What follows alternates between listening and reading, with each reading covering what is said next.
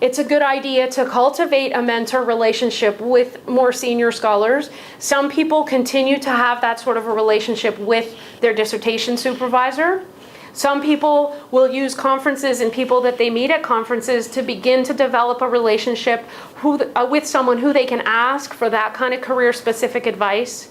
It's often nice for it to be somebody outside of your own institution, because then you know this is somebody that isn't really involved in making those decisions, but it's somebody who is involved in making similar decisions at another place and might be able to give me good advice about what I might want to be doing.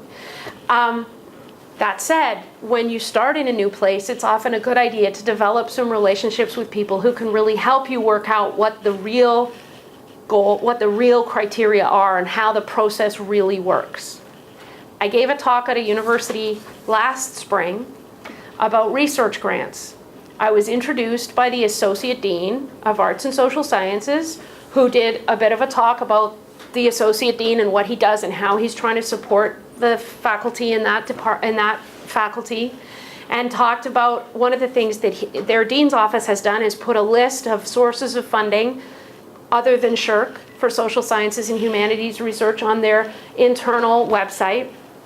So he talked about that, and then I talked about how the granting system works and all this kind of thing, and talked a bit about sometimes you don't want to go to SSHRC, you want to go somewhere else. A young woman at the back got up in the question period and said, well, it's all very well for you to talk about other sources than SSHRC, but I have funding from a source other than SSHRC, and it was a very competitive process, and I was really pleased to get it. It was hard to get, and I got it, and I must be really good to get it, and I'm being told that's not good enough, and that I have to get a SSHRC to get tenure. She was being told by somebody senior in her department. Well, the dean was in the room, and the dean stood up and said, that's just wrong.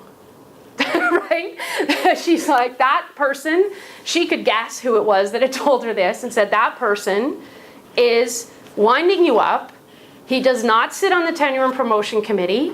The funding you have is perfectly satisfactory. You are performing well. But one of the difficulties in a university environment is how often do you talk to the dean? Right? You have this senior person in your department telling you these things, and it's making you nervous, and you think that they probably have a lot of power. Sometimes they do, sometimes they don't. So sometimes you need to kind of, and it can be tricky, politically, relationally, but sometimes you just need to sort of find ways to find out, is this person really giving me good information? And, you know, speaking to other people that have been through the process. Often people will share, they will talk to you. People that have recently been tenured will often share their portfolio to show you what they did and how they put it together. There may be other people in the institution that will give you advice. So be very careful to kind of seek out and not to get too wound up, because sometimes, unfortunately, we have colleagues who get a kick out of doing that kind of thing, and hopefully you don't get too many. So the key thing is you have a lot of autonomy. You will be judged. You do have to do research, but you have a lot of autonomy, and you probably have more autonomy about your research than other things. At least with teaching, you have to turn up on Tuesday and give that lecture. Right? I had to be here at 3 o'clock. I had to talk to you. However prepared I was, it's going to happen, right? If you're writing a journal article, you decide when to submit it.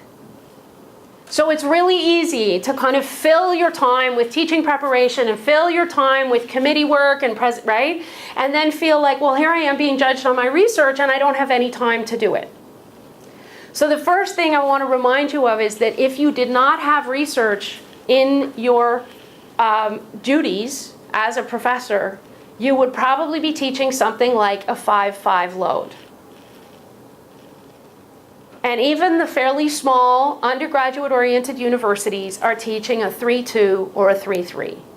And in the big research-intensive places, you're often teaching a 2-2, and you probably get some relief in your first couple of years to account for the fact that you have to build these things from scratch.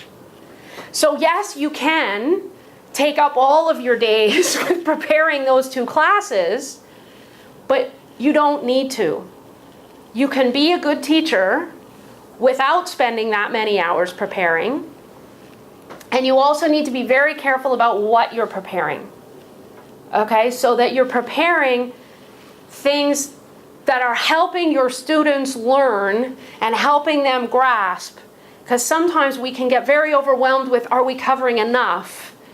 And as some of the education researchers will know, the biggest thing about, education research on lectures and things is don't try to say too much because people can't take it in, okay? And that can be really tricky. Nobody's probably given you a lot of advice about how to teach if you're not in education, right? For those of you who are historians or religious studies scholars, right? There's just a kind of, well, you're supposed to figure this out, and you get up there and you do it, right? But teaching preparation and administrative work can be a bit like books. You know how your bookshelves get full?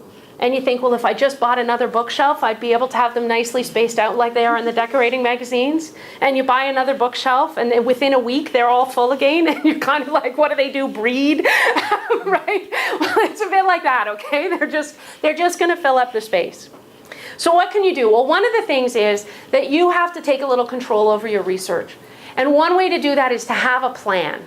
So that when you get small amounts of time to work on research, you actually know what you're going to sit down and do. And you can just sit and do it, even if all you get is half an hour.